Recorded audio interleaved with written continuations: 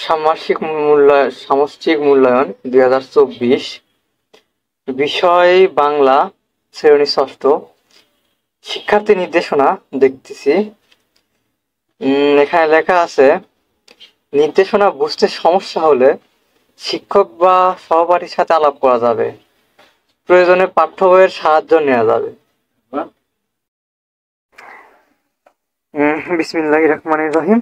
আসসালামু আলাইকুম। আশা করি সবাই ভালো আছেন। আপনারা যারা আমার ভিডিও দেখছেন তাদের উদ্দেশ্যে বলছি, আপনারা প্রথমে একটা ভিডিও দেখছেন, যে ভিডিওতে আপনি দেখতে পাচ্ছেন ষান্মাসিক সামষ্টিক পরীক্ষা 2024, শ্রেণী হচ্ছে ষষ্ঠ শ্রেণী, বাংলা পরীক্ষা। তো যে বিষয়টা নিয়ে কথা বলতেছি, বর্তমানের শিক্ষা ব্যবস্থা এতটাই কি বলবো অকার্যকর বা এতটাই মূল্যহীন, যা বলার মতো না। একটা শিক্ষার্থী সারা বছর পড়াশোনা করলো,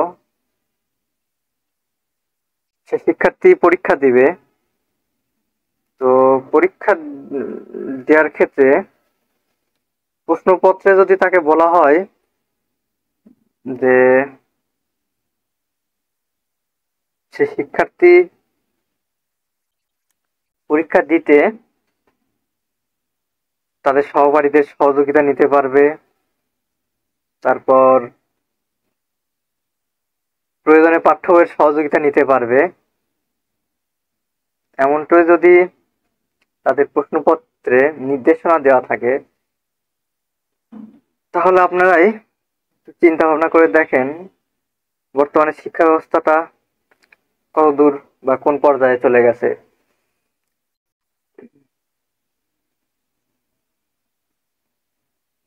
আর কিভাবে বা একজন শিক্ষার্থীর মেধা বা তার যে একটা শ্রেণীতে পড়াশোনার বা সারা বছরের যে পড়াশোনা করছে তার মূল্যায়ন কিভাবে হবে, আর কিভাবে বা সম্ভব বর্তমান শিক্ষা ব্যবস্থায় পড়াশোনা করার ফলে শিক্ষার্থীদেরকে মূল্যায়ন করা। আমার কাছে বিষয়টা খুবই খারাপ লেগেছে, ঘৃণিত মনে হয়েছে যে শিক্ষা ব্যবস্থাটা অনেকটাই ধ্বংসের দিকে। এই কারণে আজ ভিডিওটি করা সকলের উদ্দেশ্যে, যদিও এটি আমার ব্যক্তিগত মতামত, এখানে রাজনৈতিক কোনো বিষয় নাই বা কারোর কোনো সমালোচনা, শিক্ষা ব্যবস্থার কোনো সমালোচনাও আমি করতে আসিনি। জাস্ট আমার মনে যা আসলো আমি আমার মনোভাব প্রকাশ করলাম, বাকিটা আপনাদের হাতেই, আপনারাই বুঝবেন। আর পরিশেষে সকলের সুস্বাস্থ্য কামনা করি। ধন্যবাদ সকলকে ভিডিওটা শেষ পর্যন্ত দেখার জন্য।